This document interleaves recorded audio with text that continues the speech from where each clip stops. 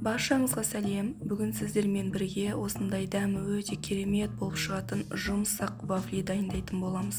Ол үшін менімен бірге болыңыздар. Менің каналыма тіркеліп, лайк басып кетуді ұмытпаңыздар.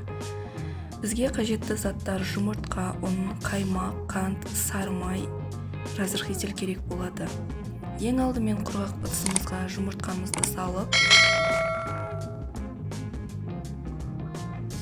қантымызды қосып, жақсылап араластырамыз.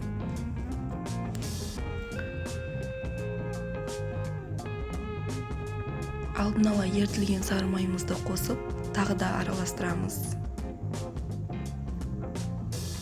Қаймағымызды қосамыз. Ұнымызға разрыхлительді қосып, жақсылап араластырамыз.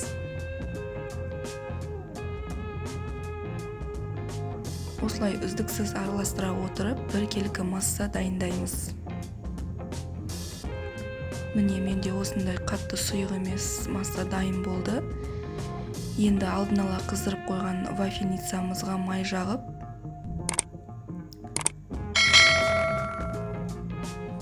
тағы да қыздырып аламыз. Міне, менің вафельницам дайын. Енді дайын болған массамызды құйып, пісіріп аламыз. Вафлилеріміз 7-8 минутта дайын болады. Міне, менде уже дайын болды.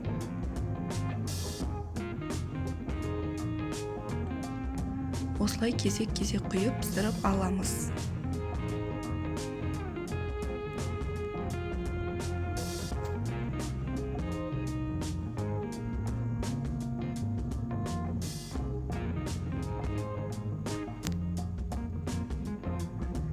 Міне, біздің вафлилеріміз дайын болды.